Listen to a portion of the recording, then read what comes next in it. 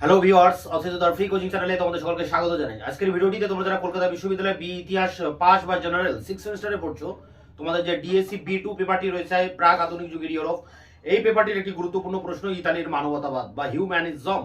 এই প্রশ্নটির এই বিষয়ে আলোচনা করব। আলোচনা শেষে উত্তরটি তোমাদের সামনে আমি তুলে ধরবো। এছাড়া এই পেপারটির একাধিক প্রশ্নের উত্তর ইতিপূর্বে আমি আমার চ্যানেলে আপলোড করেছি, তার লিঙ্ক দেওয়া থাকবে ভিডিও ডেসক্রিপশন বক্সে, তোমরা অবশ্যই ভিডিওগুলো দেখে নিও। তাই আমার এই চ্যানেলটি তোমাদের জন্য বিশেষ একটি গুরুত্বপূর্ণ চ্যানেল হতে চলেছে। তোমরা অবশ্যই চ্যানেলকে সাবস্ক্রাইব করে বন্ধুদের কাছে শেয়ার করবে, নিজেদের মতামত কমেন্ট সেকশনে কমেন্ট করে জানাবে এবং ভিডিওটি ভালো লাগলে অবশ্যই লাইক করবে। তো চলো শুরু করা যাক আজকের ক্লাসের মূল আলোচনার বিষয় CUBA history general 6 DSC B2। এখানে প্রশ্ন হচ্ছে ইতালির মানবতাবাদ বা যাকে আমরা হিউম্যানিজম বলতে পারি। এটি কিন্তু 20 নম্বরের একটি প্রশ্ন। দেখো, মানবতাবাদ বলতে এই বোঝায় যে প্রাক আধুনিক যুগ যখন শুরু হয় বা আধুনিক যুগের আগে চতুর্দশ শতকে ইতালিতে এবং ষোড়শ শতকে ইউরোপের বিভিন্ন অঞ্চলে, বিশেষ করে পশ্চিম ইউরোপে মানুষের জীবনে একটা পরিবর্তন আসে, মানবিক সত্তার ক্ষেত্রে পরিবর্তন আসে, একটা নতুন চেতনার জন্ম দেয়। এই চেতনাটাকেই বলা হচ্ছে কিন্তু মানবতাবাদ। সেই চেতনায় কি বলা হচ্ছে যে দৈবের অধীন মানুষ কিন্তু দৈবের অধীন নয়। এর আগে আমরা দেখেছি মধ্যযুগে যে মানুষকে ধর্মের বেড়াজাল দিয়ে তাকে আটকে রাখা হয়েছে এবং মানুষের সব কিছুই যে ঈশ্বর নির্দেশিত এটা ঘোষণা করা হয়েছে বাইবেল বা যাজকদের দ্বারা। ধর্ম দ্বারা মানুষকে শৃঙ্খলিত করা হয়েছে এবং মানুষকে বলা হচ্ছে যে মানুষ ধর্মের বাইরে নয় বা ঈশ্বর মানুষের জীবনটাকে নিয়ন্ত্রণ করে, মানুষ হলো দেবতার অধীন। কিন্তু এখন সেই পরিবর্তন আসছে, ধারণার বলা হচ্ছে যে মানুষ দেবতাদের অধীন নয়, মানুষ মুক্ত, মানুষ স্বাধীন, মানুষ নিজস্ব যুক্তি চিন্তা বোধ দিয়ে সবকিছু বিচার বিবেচনা করতে পারে এবং মানুষ দেবতার অধীন নয়। এই বিষয়টাই কিন্তু খুবই একটা পরিবর্তন নিয়ে আসে ইউরোপের মানুষের চিন্তার জগতের ক্ষেত্রে, যে মানুষ দেবতার অধীন নয়। এই জায়গায় দাঁড়িয়ে আছে কিন্তু মানবতাবাদ এবং বলা হচ্ছে মানুষ হচ্ছে সৃজনশীল ব্যক্তি, মানুষ অনেক কিছু করতে পারে, মানুষের চিন্তা ভাবনা দ্বারা, মানুষের বুদ্ধি দ্বারা মানুষ অনেক কিছু আবিষ্কার করতে পারে, মানুষের দ্বারা অনেক নতুন নতুন জিনিস উদ্ভাবন হতে পারে। অর্থাৎ মানুষ হচ্ছে সৃজনশীল জীব। এই কনসেপ্ট থেকে, এই যে নতুন চেতনা, এই যে মানুষ দৈবের অধীন নয়, মানুষ সৃজনশীল মানুষ, এই ধারণা থেকে এসেছে কিন্তু মানবতাবাদ বা হিউম্যানিজম। এখন ব্যাপারটি হচ্ছে, যদি আমরা এর প্রেক্ষাপট নিয়ে আলোচনা করি যে কোন প্রেক্ষাপটে মানবতাবাদ এলো, অবশ্যই প্রেক্ষাপট নিয়ে আলোচনা করতে হবে, মানে তার পটভূমি। দেখো, ইতালির যে সমাজ ব্যবস্থা, সেই সমাজ ব্যবস্থা কিন্তু ইউরোপের অন্যান্য দেশের যে সামন্ততান্ত্রিক সমাজ ব্যবস্থা ছিল তা থেকে সম্পূর্ণ আলাদা। হ্যাঁ, ইতালিতে কিন্তু এই সামন্ততান্ত্রিক সমাজ ব্যবস্থা এক কথায় ছিল না। এবং এখানে দক্ষিণ ইতালির কথা যদি আমরা বলি, ইতালির দুটো ভাগ, একটা উত্তর ইতালি, একটা দক্ষিণ ইতালি। দক্ষিণ ইতালি যে সিসিলি, নেপলস বলে যেসব রাজ্যগুলি রয়েছে, সেখানে কিন্তু যাজকদের প্রাধান্য রয়েছে, ধর্মের একটা ব্যাপক প্রাধান্য রয়েছে এবং এখানে সামন্ত প্রভুরা কিন্তু এখানে ক্ষমতাশালী হয়ে উঠেছিল। কিন্তু উত্তর ইতালিতে সম্পূর্ণ ভিন্ন চিত্র। উত্তর ইতালির দেশগুলি মানে শহরগুলি ছিল পিসা, জেনোয়া, ফ্লোরেন্স, ভেনিস এবং রোম। এই নগরগুলিতে কিন্তু বণিকরা ছিল ক্ষমতাশালী এবং বণিকরা এখানে যে জার্মান সম্রাটরা যে ইতালি আক্রমণ করেছিল, সেই ইতালি আক্রমণকে তারা প্রতিহত করে। ফলে এখানে কোনো রাজনৈতিক পরিবর্তন কিন্তু আসেনি উত্তর ইতালিতে। উত্তর ইতালিতে এই অপরিবর্তিত রাজনৈতিক পরিস্থিতির ভিতর দিয়ে অভিজাততান্ত্রিক একটা প্রজাতন্ত্র এখানে প্রতিষ্ঠিত হয়, যে প্রজাতন্ত্র পরিচালনা করতেন অভিজাতরা এবং এখানকার বণিকেরা। তারা ব্যবসা বাণিজ্যের ভিতর দিয়ে নিজেদেরকে সমৃদ্ধ করে তোলে। তারা ভূমধ্যসাগরীয় বাণিজ্যের মাধ্যমে এশিয়ার সাথে তারা যোগাযোগ স্থাপন করে এবং এই যোগাযোগের ভিতর দিয়ে তারা কিন্তু সম্পদশালী হয়ে ওঠে এবং তারা এই সম্পদের, যখন তারা সম্পদশালী হয়ে উঠলো, তখন তারা কিন্তু শিল্প, প্রাসাদ নির্মাণ বা চিত্রকলার পৃষ্ঠপোষকতা করতে শুরু করে এবং তারা, যারা এইসব শিল্পীরা ছিলেন, তাদেরকে তারা পৃষ্ঠপোষকতা করতে থাকেন। ফলে যে অর্থনৈতিক যে প্রেক্ষাপট, সেটা কিন্তু খুব যথেষ্ট স্ট্রং ছিল এই উত্তর ইতালির নগরগুলিতে। এই জন্য বলা হয় উত্তরের মানবতাবাদ, মানে ইতালির উত্তর দিকে এই মানবতাবাদী যে শিক্ষা চেতনা সেটা জন্ম দেয় এবং মানুষ ধ্রুপদী যে জ্ঞান চর্চা সেটা শুরু করে, প্রাচীন সাহিত্যের চর্চা শুরু করে, ধ্রুপদী নীতিশাস্ত্র, ইতিহাস, ভূগোল এইসব কিন্তু চর্চা শুরু করে। ফলে একটা নতুন একটা শিক্ষা চেতনা মানুষের মধ্যে জেগে ওঠে। মানুষ কিন্তু ধ্রুপদী যে শিক্ষা দর্শন তার চর্চা করতে থাকে। অর্থাৎ একটা মানবতাবাদী যে শিক্ষা চেতনা, সেই শিক্ষা চেতনার জন্ম হয় এবং এর ভিতর দিয়েই কিন্তু মানবতাবাদের আবির্ভাব ঘটে। মানবতাবাদ বলতে এক কথা যেটা বোঝায় মানুষের জয়গান করা, এবং মানুষ দেবতার অধীন নয়, মানুষ হচ্ছে সৃজনশীল ব্যক্তি। এই বিষয়টা কিন্তু এখানে বারবার তুলে ধরা হচ্ছে। এরপরে দেখো যেটা বলা হচ্ছে যে সম্পদশালী বণিকেরা, যারা সম্পদশালী, তারা নগরে তারা একটা আধিপত্য স্থাপন করছে এবং সামাজিক সম্মানের জন্য তারা পৃষ্ঠপোষকতা করছে। ভেনিস, রোম এইসব জায়গায় বা ফ্লোরেন্স এইসব জায়গায় তারা কিন্তু মানে এইসব জায়গার বণিকেরা তারা শিল্পীদের পৃষ্ঠপোষকতা করছেন।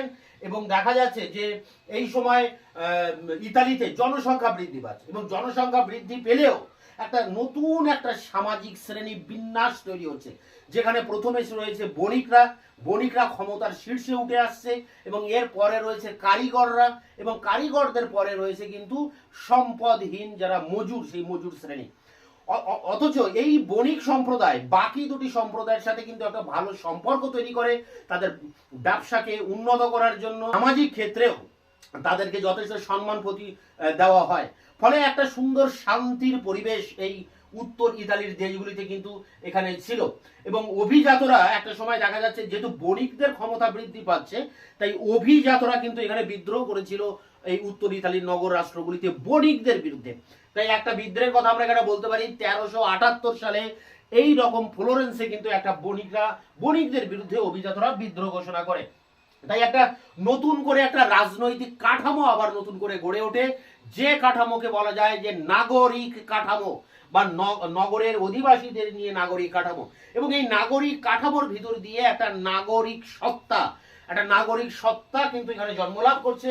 শিক্ষিত যে ব্যবহারজীবী শ্রেণী তাদের উদ্ভব হচ্ছে, এবং এই শিক্ষিত শ্রেণী নিজেদের জীবিকার স্বার্থে তারা কিন্তু নতুন করে শিক্ষার যে চেতনার দ্বারা বশীভূত হয়ে তারা নতুন করে শিক্ষা চর্চা শুরু করে দিচ্ছে।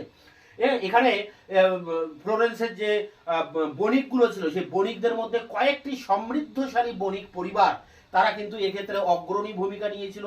এই শিক্ষিত বুদ্ধিজীবী শ্রেণীদেরকে তারা পৃষ্ঠপোষকতা করেছিল, এবং এই বুদ্ধিজীবী শ্রেণী কিন্তু নিশ্চিন্ত মনে তারা বিদ্যা চর্চা শুরু করে। এবং এখানে অনেক আইনজীবী, অনেক শিক্ষক তারাও কিন্তু এই বিদ্যা চর্চার ক্ষেত্রে এগিয়ে আসে, এবং এই ভাবে শুরু হয় মানবতাবাদী বিদ্যা চর্চা, যেখানে প্রাচীন সাহিত্য, ভাষা চর্চা, এগুলো ভাষা সাহিত্য এগুলো নিয়ে চর্চা করা হয়, যাকে আমরা বলি স্টুডিয়া হিউম্যানিটিস্ট। এই স্টুডিয়া হিউম্যানিটিস্টটা ছিল বিশ্ববিদ্যালয়ের বাইরে অবস্থিত, অর্থাৎ বিশ্ববিদ্যালয়ে কিন্তু যাজকদের একটা প্রাধান্য ছিল, কিন্তু বিশ্ববিদ্যালয়ের বাইরে এইসব মানবতাবাদীরা তারা কিন্তু স্বাধীনভাবে বিদ্যা চর্চা শুরু করে দেয়, এবং এখানে জন্ম নেয় একটা নতুন ধরনের মানবতাবাদী মানে বিশ্ব চেতনা বা বিদ্যা চেতনা এখানে কিন্তু জন্ম দেয়, যেখানে লাতিন আইন বা দর্শন, নীতিশাস্ত্র, ইতিহাস এগুলো কিন্তু চর্চা করা শুরু হয়। তা বিশ্ববিদ্যালয়ের বাইরে কোথায় চর্চা করা হবে না, এইসব বড় বড় ব্যক্তি যারা ধনী ব্যক্তি তাদের গৃহে একটা আলোচনা সভার ভিতর দিয়ে তারা এই মানবতাবাদী বিদ্যা চর্চা শুরু করেছিলেন। যেমন এখানে একজনের কথা আমরা এখানে বলতে পারি যে ফ্লোরেন্সের একজন চ্যান্সেলর ছিলেন সালুতাতি, কলুচিও সালুতাতি। তিনি 1370 সালে তার নিজের বাড়িতেই কিন্তু একটা বিদ্যা চর্চার জন্য একটা সভা তৈরি করেন। এছাড়া লিওনার্দো ব্রুনির কথা বলতে পারি, পোজিও ব্রাসিলিওর কথা বলতে পারি, তারাও কিন্তু অনুরূপভাবে বিদ্যা চর্চা শুরু করেন। রাষ্ট্রকে নিয়ে নতুন করে একটা চিন্তা ভাবনা শুরু হয়, নতুন রাষ্ট্র দর্শন, রাষ্ট্র চিন্তার জন্ম হয়। প্লেটোবাদী যিনি প্রশাসক ছিলেন সেই ফিচিনো নিজের গৃহে তৈরি করেছিলেন যে বিখ্যাত প্লেটো একাডেমি। এই প্লেটো একাডেমির ভিতর দিয়েও কিন্তু বিদ্যা চর্চা নতুন করে শুরু হয়।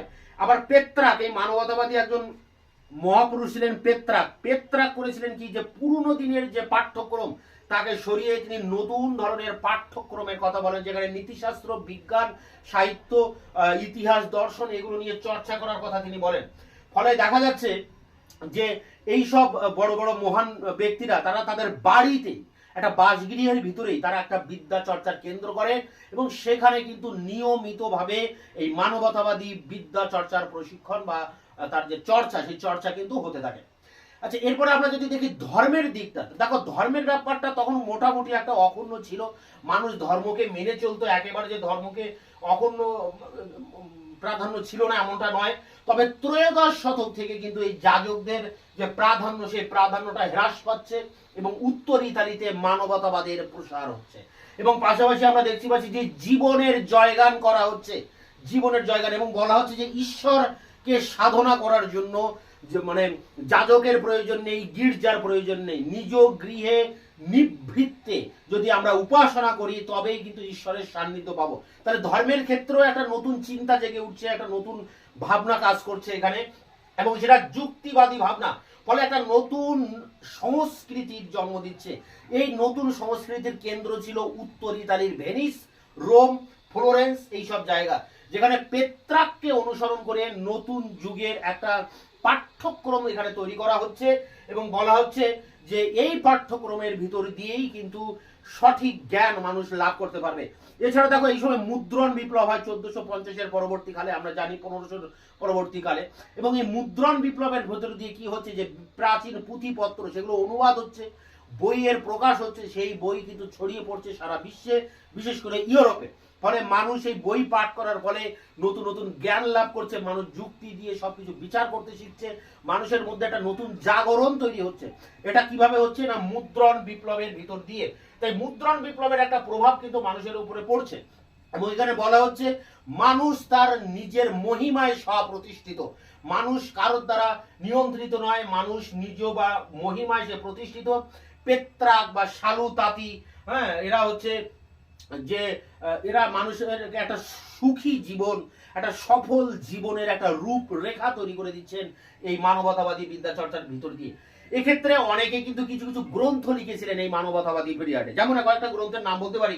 পজিও লিখেছিলেন অন অ্যাভারিস, যেমন লিখেছিলেন মাটিও প্যালমিরি অন সিভিল লাইফ, যেমন লোরেঞ্জো ভাল্লা লিখেছিলেন অন প্লেজার। তো এইসব গ্রন্থগুলোর ভিতর দিয়ে একটা নতুন যুগের পদধ্বনি কিন্তু আমরা শুনতে পাই, এবং এগুলোর ভিতর দিয়ে একটা নতুন দিক মানুষের সামনে তুলে ধরা হয়। প্লেটোর একজন অনুগামী ছিলেন ফিচিনো, এবং সেই ফিচিনোর একজন ছাত্র ছিলেন মিরান্ডোলা। এই মিরান্ডোলা একটা গ্রন্থ লিখেছিলেন oration of the dignity of man, 1496 এই গ্রন্থটি লেখা হয়, oration of the dignity of man. এই গ্রন্থে তিনি বলছেন যে ঈশ্বরের সৃষ্ট এই জীব জগতে মানুষ নিজেই নিজের ইচ্ছায় তার জীবনকে পরিচালনা করতে পারে, ঈশ্বর পরিচালনা করবে না। ঈশ্বর সৃষ্ট এই জীব জগতে একমাত্র মানুষই আছে যে নিজের জীবনকে সে নিজের ইচ্ছায় কিন্তু পরিচালিত করতে পারে এবং জীবন গড়ে তুলতে পারে। তাই মানব প্রকৃতিকে এখানে কিন্তু গুরুত্ব দেওয়া হচ্ছে, এবং নতুন জীবন দর্শনকে এখানে তুলে ধরা হচ্ছে। ব্যক্তি স্বাতন্ত্র্যবাদী যে ভাবনা, ব্যক্তি বা একটা ব্যক্তি তার নিজস্ব সত্তায় সে স্বাধীন, সে নিজের মতো করে জীবন গড়ে তুলতে পারে, এই যে ব্যক্তি স্বাতন্ত্র্যবাদী ভাবনা, এই যে মানুষের জীবনের জয়গান, এটাই কিন্তু হচ্ছে মানবতাবাদ। এবং মানুষকে একটা মুক্তির পথ দেখানো হচ্ছে। আগে মানুষ ছিল আবদ্ধ বিভিন্ন ধর্মীয় বেড়াজাল, সামাজিক রীতিনীতি, সামন্ততান্ত্রিক অর্থনীতি, একাধিক বিষয় দিয়ে, মানে সমাজ, অর্থনীতি, রাজনীতি প্রভৃতি বিষয় দিয়ে মানুষকে আবদ্ধ করে রাখা হয়েছিল। মানুষের পায়ে যেন সেই রুশোর কথাই বলতে হয় যে শিকল পরিয়ে রাখা হয়েছিল মানুষের পায়ে। কিন্তু এর থেকে মানুষকে মুক্তির পথ দেখাচ্ছেন এরকম বিভিন্ন মানবতাবাদীরা, যাদের নাম আমি এখানে করলাম, যেমন হচ্ছে কলুসিও সালাতাতি, লিওনার্দো ব্রুনি, পজিও বার্সিলিও, বা এখানে বলা যায় যে পজিও, বা বলা যায় প্যালমেরি, ম্যাটিও প্যালমেরি, বা লোরেঞ্জো ভাল্লা, বা মিরান্ডোলা, এদের কথা বলা যায়। এরাই কিন্তু ছিলেন মানবতাবাদী, বা পেত্রাক ছিলেন মানবতাবাদী। এরাই নতুন করে মানুষের নতুন পথের সন্ধান দিচ্ছেন। ফলে একটা যুগ সন্ধিক্ষণে মানুষ এসে দাঁড়িয়েছে। পুরনো দিনের যে ধ্যান ধারণা, সেই ধ্যান ধারণার অবসান ঘটিয়ে একটা নতুন জীবন চেতনা মানুষের সামনে উঠে আসছে, এবং সেটা মানুষকে কেন্দ্র করে। মানুষ হচ্ছেন এখানে প্রধান উপজীব্য, এবং মানুষ স্বাধীন, নিজস্ব স্বাধীনভাবে সে সত্তা গড়ে তুলতে পারে। মানুষ নিজের মতো করে সব যুক্তি চিন্তা দিয়ে বিচার করতে পারে। এই চিন্তা ভাবনা থেকে যে নতুন করে বিদ্যা চর্চা শুরু হয়, যে বিদ্যা চর্চাকে আমরা বলতে পারি মানবতাবাদী বিদ্যা চর্চা, এটা একটা টিকা প্রশ্ন ইম্পর্টেন্ট। এবং এই বিদ্যা চর্চা কোথায় হচ্ছে না, উত্তরে হচ্ছে। উত্তর বলতে উত্তর ইতালিতে, ফ্লোরেন্স, রোম, ভ্যানিস, এইসব নগরগুলিতে। কেন ফ্লোরেন্সে, কেন ভেনিসে এই নতুন বিদ্যা চর্চা হচ্ছে? কারণ এখানকার যারা বণিক, তারা ব্যবসা বাণিজ্যের ভিতর দিয়ে তারা সম্পদশালী হয়ে ওঠে এবং তারা সমাজে চায় একটা প্রতিষ্ঠা। সেই প্রতিষ্ঠা পাওয়ার তাগিদে তারা প্রাসাদ তৈরি করে, শিল্প পৃষ্ঠপোষকতা করে, চিত্রশিল্পের পৃষ্ঠপোষকতা করে এবং মানব যারা নতুন যে শিক্ষিত বুদ্ধিজীবী শ্রেণী যেমন শিক্ষক বা উকিল, এদেরকে তারা পৃষ্ঠপোষকতা করে এবং এদের ভিতর দিয়ে নতুন করে ধ্রুপদী সাহিত্য, নতুন বিজ্ঞান, ইতিহাস, ভূগোল, দর্শন, নীতিশাস্ত্র এগুলোর কিন্তু চর্চা শুরু হয়, যেখানে পেত্রাক এই ধরনের পাঠ্যক্রমকে নির্দিষ্ট করে দিয়েছেন এবং এর ভিতর দিয়ে মানুষের জয়গান করা হচ্ছে। মানুষের যে পুরনো দিনের যে মানে মানুষকে যে আবদ্ধ করে রাখা হয়েছিল তা থেকে মানুষকে মুক্তির একটা পথ দেখানো হচ্ছে, মানুষের ধর্মের ক্ষেত্রেও একটা পথ দেখানো হচ্ছে যে নিজের গৃহে বসে মানুষ কিন্তু ঈশ্বর সাধনা করতে পারে নিভৃতে, এখানে যাজক বা গির্জার কিন্তু প্রয়োজন নেই। তা মানুষের জীবনে একটা নতুন সংস্কৃতির আগমন ঘটছে, একটা নতুন চেতনার আবির্ভাব ঘটছে, মানব প্রকৃতির উপর ভিত্তি করে, মানব সত্তার উপর ভিত্তি করে মানুষের নতুন জয়গান করা হচ্ছে যে মানুষ মুক্ত স্বাধীন, মানুষ নিজের ইচ্ছায় জীবন গড়ে তুলতে পারে এবং মানুষই ঈশ্বরের দ্বারা কিন্তু নিয়ন্ত্রিত নয়। এই বিষয়টাকেই আমরা এক কথায় বলতে পারছি মানবতাবাদ। এবং এই মানবতাবাদ একটা যুগ সন্ধিক্ষণে এসে দাঁড়িয়ে আছে, পুরনো দিনের শেষ এবং নতুন চিন্তা ভাবনার শুরু, এই মাঝখানে দাঁড়িয়ে আছে কিন্তু একটা টার্নিং পয়েন্ট, যাকে আমরা বলছি যুগ সন্ধিক্ষণ। তাই এখানে বলা যায় যে সভ্যতার মানে জীবন গড়ে তুলতে পারে, মানে নতুন একটা সভ্যতা, নতুন একটা জীবন মানুষ কিন্তু গড়ে তুলতে পারে এই মানবতাবাদী বিদ্যা চর্চার ভিতর দিয়ে। মানব প্রকৃতি সম্পর্কে একটা নতুন চিন্তা ভাবনা গড়ে উঠছে, নতুন একটা জীবন দর্শন গড়ে উঠছে মানুষের সামনে। তাই এই ছিল মোটামুটি মানবতাবাদ নিয়ে একটা আলোচনা, সংক্ষিপ্ত একটা ধারণা দেওয়ার তোমাদের চেষ্টা করলাম। মূল বেসিক ব্যাপারটা এই, দেখো এটা একটা টাফ ম্যাটার, খুব তাত্ত্বিক একটা বিষয়, এটা নিয়ে আলোচনা করতে গেলে খুব মন দিয়ে শুনতে হবে আর খুব মন দিয়ে বুঝতে হবে, প্রতিটি লাইন কিন্তু ধরে ধরে বুঝে বুঝে এটা মুখস্থ করতে হবে। 20 নম্বরের নোটস মানে 1000 ওয়ার্ডের কম বেশি নোটস আছে। এই নোটসটা তোমরা কিভাবে লিখবে সেই নোটস নিয়ে আমি এবার অন স্ক্রিনে আলোচনা করব। Rise of humanism in Italy, ইটালির মানবতাবাদের উত্থান। এর উত্তরটি তোমরা যেভাবে লিখবে দেখো, আধুনিক যুগের প্রারম্ভে 14 শতকের ইতালিতে এবং পরে 16 শতকে পশ্চিম ইউরোপের সামাজিক ও সাংস্কৃতিক জীবনে যে ব্যাপক রূপান্তর শুরু হয়েছিল পৃথিবীর ইতিহাসে, তা হলো আধুনিকতার প্রথম পদক্ষেপ। এই 3 দশক ধরে ইউরোপে মানব জীবন ও মানবিক সত্তা সম্পর্কে এক নতুন চেতনার প্রসার ঘটেছিল। মানুষকে দৈবের অধীন এক অসহায় জীব হিসাবে না দেখে তাকে একটি সৃজনশীল ব্যক্তি হিসেবে প্রতিষ্ঠিত করার যে প্রয়াস চিন্তার ক্ষেত্রে দেখা যায়, তাকেই সাধারণ অর্থে মানবতাবাদ বলা হয়ে থাকে। নিম্নে ইতালিতে মানবতাবাদের উত্থান ও প্রেক্ষাপট আলোচনা করা হলো। পরের প্যারা দেখো কি বলা হচ্ছে, সামগ্রিকভাবে দেখলেই ইতালির সামাজিক অবস্থান সেই সময় ইউরোপের সামন্তবাদী সমাজের থেকে একেবারে পৃথক ছিল না। ইতালি এক্ষেত্রে একটা স্পষ্ট বিভাজন ছিল। ইতালির দক্ষিণাঞ্চলে ছিল যাজক শ্রেণী ও সামন্ত প্রভুদের প্রাধান্য এবং উত্তর ইতালির বাণিজ্যিক শহরগুলিতে নাগরিক জীবনের নিয়ন্ত্রণ ছিল সম্পূর্ণ বণিক শ্রেণীর হাতে। দ্বাদশ ও ত্রয়োদশ শতকে এই নগরগুলি জার্মান সম্রাটদের আগ্রাসন প্রতিরোধ করেছিল। ফ্রান্স ও ইংল্যান্ডে যেভাবে একটি শক্তিশালী রাজতন্ত্রের উত্থান ঘটেছিল, উত্তর ইতালিতে সেই ধরনের কোনো রাজনৈতিক রূপান্তর ঘটেনি। এই নগর রাষ্ট্রগুলিতে প্রজাতান্ত্রিক শাসন প্রতিষ্ঠিত ছিল, যদিও রাজনৈতিক নিয়ন্ত্রণ একটা ছোট অভিজাত শ্রেণীর হাতে সীমিত ছিল।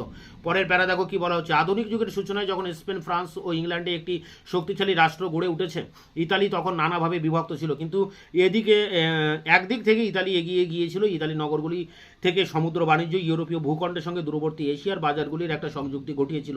এই বাণিজ্যের প্রাথমিক শ্রীবৃদ্ধি ঘটেছিল ক্রুসেডকে কেন্দ্র করে। প্রথম পর্বে এই বাণিজ্যের অগ্রভাগে ছিল পিসা নগরীর বণিকেরা। সেই সময় মিলান, জেনোয়া, ফ্লোরেন্স ও ভেনিস মূলত কৃষি অর্থনীতির উপর নির্ভরশীল ছিল।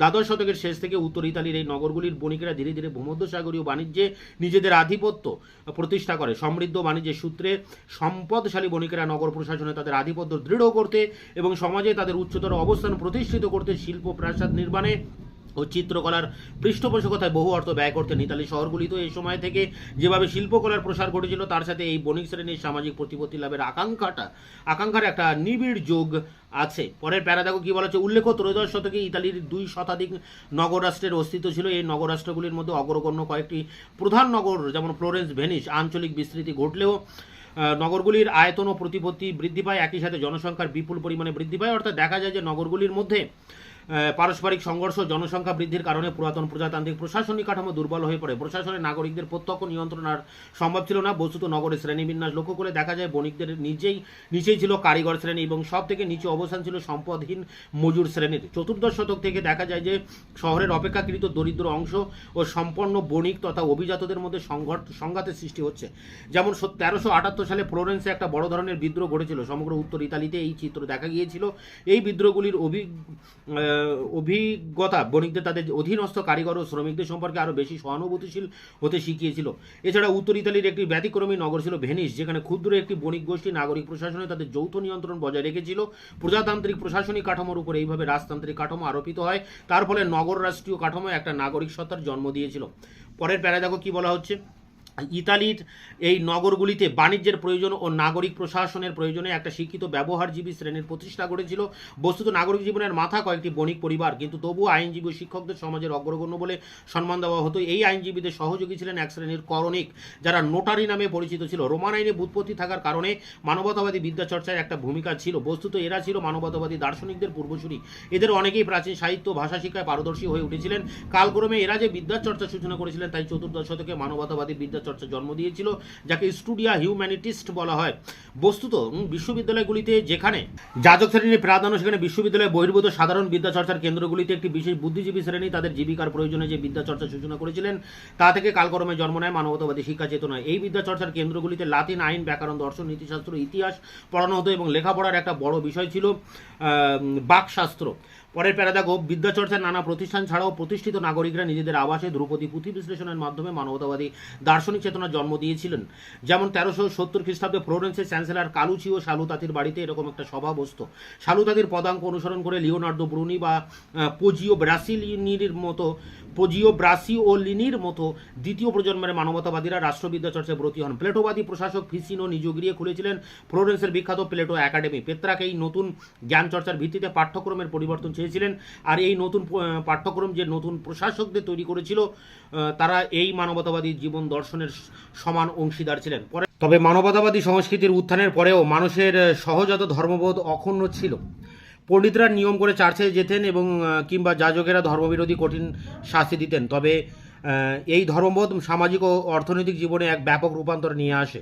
বস্তুতপক্ষে ত্রয়োদশ শতক থেকে যাজক শ্রেণীর রাজনৈতিক আধিপত্য সংকুচিত হতে থাকে এবং নগর প্রশাসনে তাদের আর কোনো মুখ্য ভূমিকা থাকে না। উত্তর ইতালির শহরগুলিতে এই পরিবর্তনের সূত্র ধরে মানবতাবাদী জীবন দর্শনের প্রসার করতে থাকে। ওই পর্বে এই ধারণা গড়ে ওঠে যে মানবতাবাদ হলো জীবনের জয়গান। এই জীবনমুখী চেতনা ধর্মবিশ্বাসের পরিপন্থী নয়, কিন্তু জীবনের প্রয়োজনে এবং ধর্মবিশ্বাসের মধ্যে একটা বিচ্ছেদ রেখাও এক্ষেত্রে স্পষ্ট। যেমন ফ্লোরেন্স বা ভেনিসের বণিকরা ব্যবসার প্রয়োজনে সুদ নিতেন এবং খ্রিস্টীয় অনুশাসনে সুদ নেওয়া গহির্ত অপরাধ কিনা তা নিয়ে ভাবনার অবকাশ তাদের ছিল না।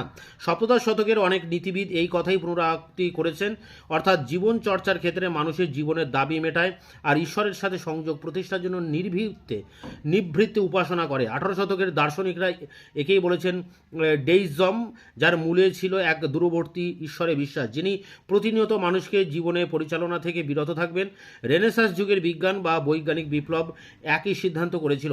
পঞ্চদশ শতকের নবজাগৃতির কালের ইতালির নানা শহরে সংশয়ের মধ্যে শোনা যায় এই চেতনার ক্ষীণ পদধ্বনি। পরের প্যারা, এই নতুন সংস্কৃতির মূল কেন্দ্র ছিল ফ্লোরেন্স, ভেনিস ও রোম। তবে উত্তর ইতালির অন্যান্য অঞ্চলে একই ধরনের সংস্কৃতি চর্চার প্রসার ঘটেছিল। সেই যুগের ইতালিতে পেত্রাকে অনুসরণ করে অনেকেই ভাবতে শুরু করেন যে তারা এক নতুন যুগের অধিবাসী, যে যুগের সভ্যতার পুনর্জন্ম ঘটেছে। চতুর্দশ শতকের গোড়ায় পেত্রাক যে নবজাগরণের স্বপ্ন দেখেছিলেন তার খানিকটা প্রভাব পড়েছিল উত্তর ইতালির নগরগুলির শিক্ষা ব্যবস্থায়। মধ্যযুগের শেষে বিশ্ববিদ্যালয় ও ধর্মচর্চার প্রতিষ্ঠান ছাড়া 3 ধরনের বিদ্যাচর্চার প্রতিষ্ঠান ছিল। এদের মধ্যে এক ধরনের প্রতিষ্ঠান ছিল ভারতের প্রাচীন যুগের টোলের ন্যায়, যেখানে শিক্ষক অর্থমূল্যের বিনিময়ে ছাত্রদের পড়াতেন। তাছাড়া নগরের প্রশাসন কিছু স্কুল চালাতো। এ ধরনের বিদ্যালয়ে পুরাতন পাঠ্যক্রম অনুসারে কেবল ধর্মশাস্ত্র পড়ানো হতো। পেত্রাকের মনে হয়েছিল পুরাতন পাঠ্যক্রমগুলি অপ্রাসঙ্গিক এবং পাঠ্যক্রম বদলানো দরকার। একজন ছাত্রকে সুনাগরিক হিসেবে গড়ে তোলার জন্য পেত্রাক ইতিহাস, ধ্রুপদী সাহিত্য, নীতিশাস্ত্র ও ভাষা চর্চার উপর গুরুত্ব দেন। এভাবে একটা নতুন পাঠ্যক্রমের মধ্য দিয়ে মানবতাবাদী চিন্তাধারার প্রসার ঘটেছিল। তবে পরবর্তীকালে মুদ্রণ বিপ্লবের ফলে মানবতাবাদ সীমিত গণ্ডি ছাড়িয়ে ব্যাপক আন্দোলনের রূপ পায়। পরের প্যারায় দেখো কি বলা হচ্ছে, মানবতাবাদী দার্শনিকেরা মানুষকে নতুনভাবে স্বমহিমায় প্রতিষ্ঠা করতে চেয়েছিলেন। বস্তুত তাদের ধর্মে অবিশ্বাস ছিল না, কিন্তু অনেকেই খ্রিস্টীয় অনুশাসন সম্পর্কে সংশয় ছিল। পেত্রাকোস বা শালুতাতি খ্রিস্ট ধর্মে বিশ্বাসী হলো কালক্রমে এক নতুন জীবন দর্শনের কথা বলেন, যেখানে মানুষ একটি সুখী ও সফল জীবন গড়ে তুলতে পারে। খ্রিস্টীয় অনুশাসনে যেভাবে সম্পদ, ঐশ্বর্য, ক্ষমতাকে নিন্দা করা হয়েছিল, ধর্মবিশ্বাসী হলেও শালুতাতির কাছে তা গ্রহণযোগ্য ছিল না। তিনি মনে করতেন জীবনে সাফল্য অর্জন করার সাথে ধর্মবিশ্বাসের কোনো সংঘাত নেই। পোজিও অন অ্যাভারিস, ম্যাটিওর প্যালমিরি অন সিভিল লাইফ বা লোরেঞ্জো ভাল্লার অন প্লেজারে এই নতুন নীতিবোধের প্রতিধ্বনি মেলে। এই সূত্রে খ্রিস্টীয় তপস্বী মূল্যবোধের জায়গায় স্থান পাচ্ছিল এক জীবনমুখী নীতিবোধ। পরের প্যারা, প্লেটোর অনুগামী ফিচিনোর ছাত্র Mirandola oration of the dignity of man 1496 নামক প্রবন্ধে বলেন যে ঈশ্বরের সৃষ্ট জীবজগতে মানুষই একমাত্র জীব যে নিজের স্বইচ্ছায় তার জীবনকে গড়ে তুলতে সক্ষম। মানব প্রকৃতি সম্বন্ধে এই যে ভাবনা, তার মধ্যে জীবন দর্শনের বীজ নিহিত ছিল। আত্মসমীক্ষা, জ্ঞান ও অনুশীলনের মাধ্যমে মানুষ জীবনে সফল হয় ও নিজের স্বাতন্ত্র্য প্রতিষ্ঠা করে। আসলে ইতালির নগরগুলিতে যেভাবে বাণিজ্যের প্রসার ও সম্পদের পুঞ্জীভবন ঘটিয়েছিল এবং সম্পদের বৈভব যেভাবে সফল বণিকদের আত্মমর্যাদা ও স্বাতন্ত্র্যবোধ সৃষ্টি করেছিল, সেখানে প্রাচীন দর্শন ও নতুন জীবনযাত্রার মধ্যে একটা সাযুজ্য প্রতিষ্ঠা হয়েছিল।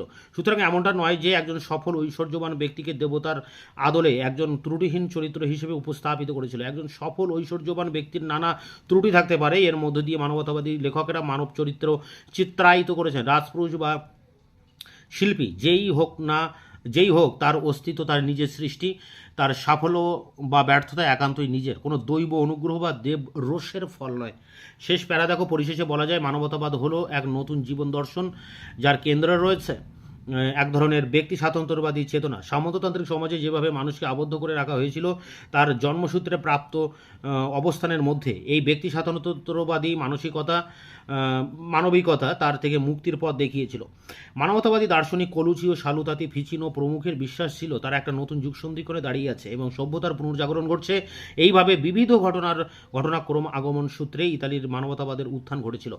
তো এই ছিল ইতালির নবজাগরণ বা মানবতাবাদের উপরে বা হিউম্যানিজমের উপরে 20 নম্বরের এই নোটস। খুব স্ট্যান্ডার্ড কোয়ালিটির নোট, তোমরা এটাকে কালেক্ট করে পরীক্ষার জন্য প্রস্তুতি নাও, বা অনেকের হয়তো কলেজে এটাকে টিউটোরিয়াল হিসেবে দিতেও পারে, এটা পুরোটা লিখে দেবে। এটা কিন্তু খুব ভালো নোটস আছে। তোমাদের বাকি অন্যান্য প্রশ্ন উত্তর নিয়ে খুব তাড়াতাড়ি আবার তোমাদের সামনে এসে হাজির হচ্ছি।